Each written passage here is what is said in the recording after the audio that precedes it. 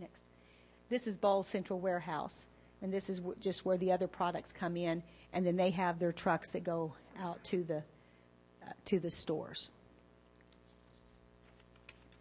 Now let's talk about my favorite part, markets and customers, because this is generic over all types of products. Next.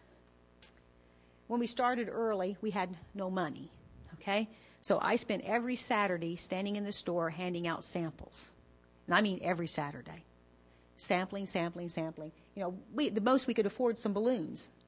And we couldn't afford to hire people, so we had relatives come in. And some of the stores like that, back then, that was fine. Now you might have to go through a demo company and so much and so forth.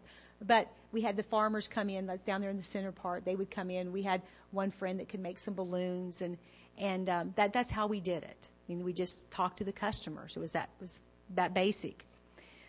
We also were in the news a lot, so that helped. We had a lot of people that gave us a lot of free publicity, and that generated a lot of consumer knowledge and consumer interest. So that's another piece that kind of put together to get the word out. Next. And we did farm tours, which was a cost.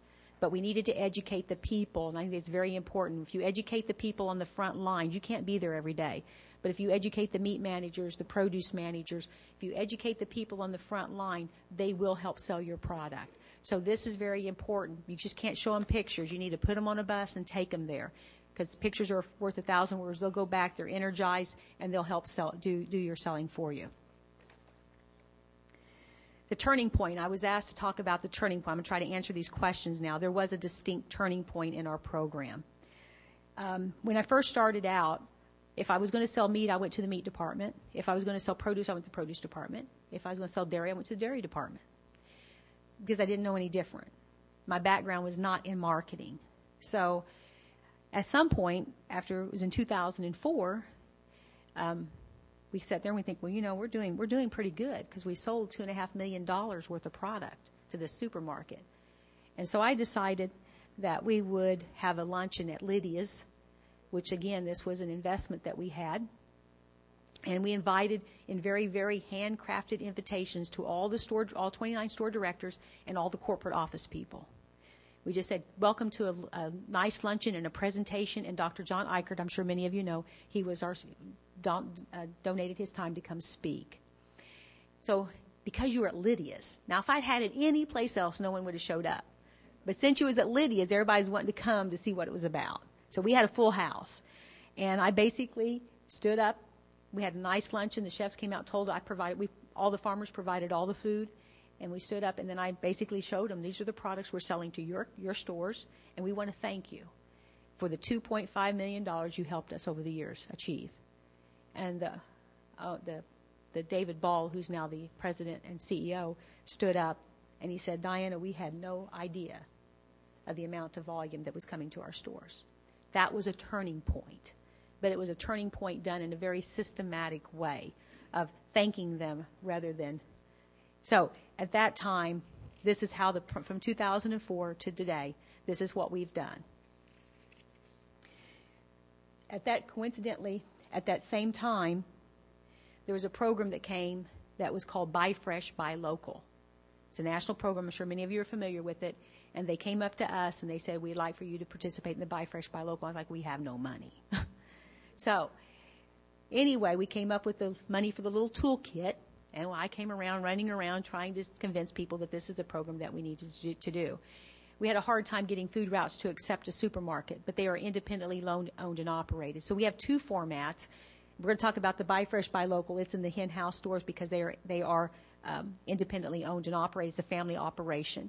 But we also have Homegrown Just Right, which is in the Price Chopper stores. But that's a franchise. It's all locally owned and operated, but it's a franchise. And at the time, it did not necessarily fit maybe the model for Buy Fresh, Buy Local. And we were wanting to stay true to our commitment. Okay, next.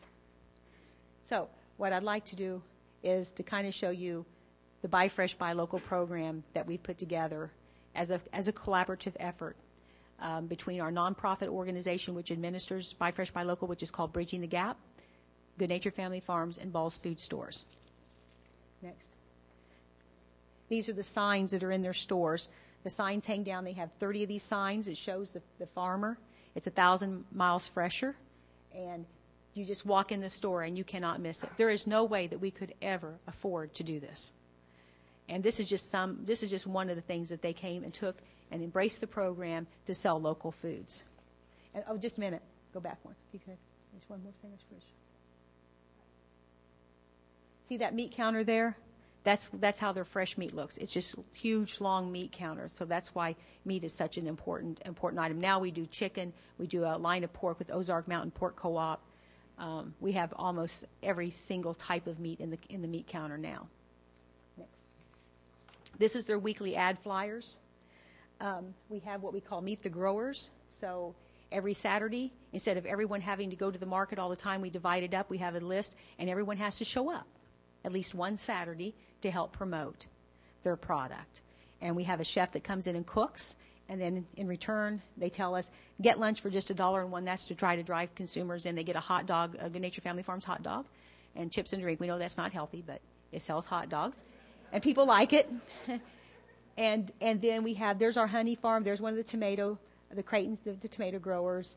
And we have Jeff Adair, our bison. We have our tofu people, and they're advertised that they're the people that's going to be here. So it's not about Good Natured Family Farms. It's not about Hen House or Ball's Food Stores or Price Chopper. It's about the farmers, and that's the people that we're talking about, that we're connecting the farmers to the consumers. Next.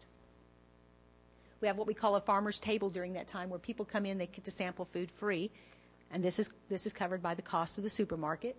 And again, what we ask them to do, there's our chef, Mark Mullentine, and we ask them to come in and stand and talk to the customers. This is some of the farmers, it's a very difficult thing for them to do. But after they're there and they do it, now this year they're already calling saying, they have a certain Saturday in a certain store that they want, and we try to accommodate them. But I think that's pretty neat when they start getting a certain Saturday that they want to come on and a certain store that they want to be in, because they feel that that's their store now. Next. Computer checkout. We're on the screens. We provide them the photographs and things, and they put us on the screen. So when you're sitting there getting ready, checking out your groceries, it'll tell you all the different farmers that they're supporting on their computer screens. Next. The customer receipts. They can even identify the customer receipts. Like this was in Earthwalk 2005, and then they'll tell you what was locally grown. They're doing some really neat things with their data. I call it database mining. With local food, you buy so much local food, you get this, you're a premier of this, you're a premier of that. I mean, they can do all different kinds of reward systems with that, in addition to their printing it out in the receipt.